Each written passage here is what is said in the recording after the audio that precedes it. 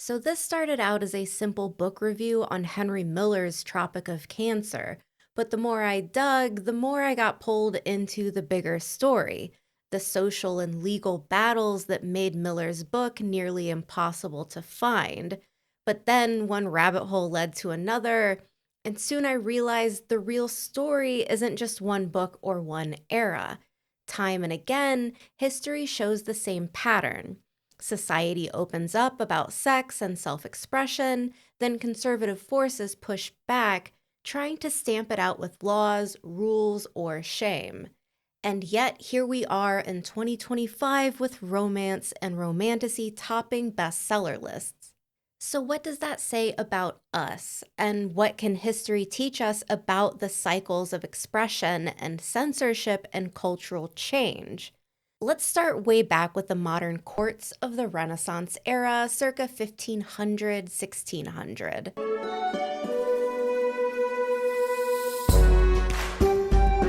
Obviously, it's not pure hedonism or anything like that. You've got a setting where wealthy benefactors decided, hey, we want more eroticism, so gather round ye artists and troubadours and give it your best shot. And they did. And this made sexual themes much more common and a lot less scandalous. And because of it, we see a change in the way women are perceived. There was a duality, virtuous and pure, but also scandalous pleasure seekers. But nothing fun can last because, of course, the Protestant Reformation steps in and is like, whoa there, this is a bit much. We're closing the brothels, and on top of that, sex is only acceptable in marriage as a means of procreation. Put your clothes back on and find a husband. And honestly, is anyone surprised that the era of courtly love was shut down by religion? Probably not. But then we see some religious wars happen, and after that, the pendulum swings in the opposite direction once again, because then we enter the Libertine Movement of the 1700s. Now, this is a fun one because now the libertines aren't even being coy about it. They are basically like, hey, church and state, actually, we kind of like this idea that we control our own bodies and we are going to do whatever we want with them. Pleasure is in, and the establishment is so unserious. So now we've got erotic authors like Marquis de Sade churning out novels all about sex, crime, and orgies. He narrowly escapes the guillotine, and around the time of the French Revolution, the church and state have had enough, and the libertine movement fades away. But for that brief moment, erotic literature really made a name for itself.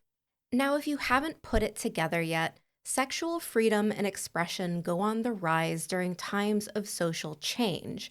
Sometimes it's purely out of expression, sometimes as a rebellion against older, traditional norms.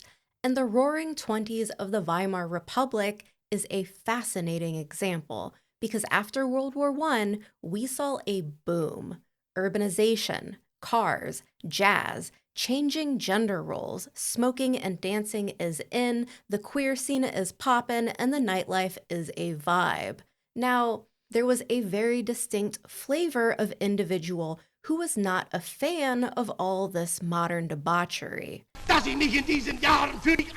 And obviously, he hated it all. And not just because he was off his on amphetamines, but because it was seen as a degenerate art form. All this free expression, like the cabaret scene, really excelled in satire, and the Nazis didn't like being the butt of a joke. And obviously, we all know how this ends. But let's take a little trip and move from Germany to Paris and then to America. Now, this is actually the beginning point of where I started this whole topic in my notes. The year is 1930, and American author Henry Valentine Miller decides he's going to become a professional sugar baby and sleep his way through Paris on the dime of his wife and paramour. Fun fact, this paramour was also sleeping with his wife, but that's another story that I'll eventually get much deeper into when I do that video. Anyways, Miller writes his book and returns home to the good old US of A. The year is 1934, Miller's book is published, but America isn't having any of it. Because even though sexual expression has loosened after the Roaring Twenties, America is still pushing back against it hard with strict obscenity laws. The book is banned, and because of that, Miller, who is considered a huge influence on the Beat generation, think Kerouac and Ginsberg, lives out the rest of his life relatively poor because his writings were suppressed. And America has always had an obsession with Puritan values, which led to something called the Comstock Act. This happened all the way back in 1873, but has lasting effects because now the government can decide what is too obscene to be disseminated. But it's super vague. Some even argued unconstitutionally vague. So, in America during the Roaring Twenties, even though it's a new time of freedom and expression, you end up seeing all these books from the 1920s and 30s being banned, like Elmer Gantry, Lady Chatterley's Lover, and the Tropic of Cancer.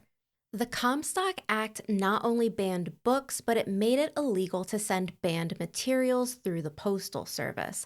Contraceptives, smutty art, sex toys, you get the idea.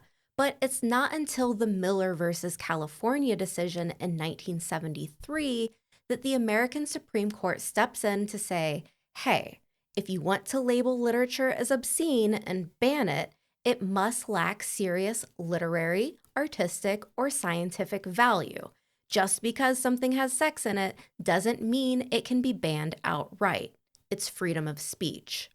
Frankly, one could say that if it weren't for the Miller versus California decision, no one would be able to get their hands on the smutty fairy sex books that are so popular today. But the main thing here is to show that there is a very serious pattern in history. Society opens up about sex and freedom of expression and manages to push the boundaries only for conservative forces to clamp back down. Today's best-selling romance novels are just the latest iteration of that pattern. Romantasy wouldn't exist without all the previous generations pushing the boundaries or challenging what's acceptable. Overall, it might be time to stop looking down on romance and romantasy. Dismissing it isn't just low-effort snobbery, but it's actually more like a hangover from centuries of Puritan-minded gatekeeping. It's the same mindset that banned Miller, Lady Chatterley, and all the other works that revolve around human desire. Even if some of the genre is kind of shallow and fluffy, it's only human nature to explore sexuality via literature. Here's the thing, history shows a clear pattern. Every time these stories fall out of favor, every time laws or bills try to suppress them, it's a signal that conservative forces are trying to swing the pendulum back. And when that happens, society is usually headed into a darker era.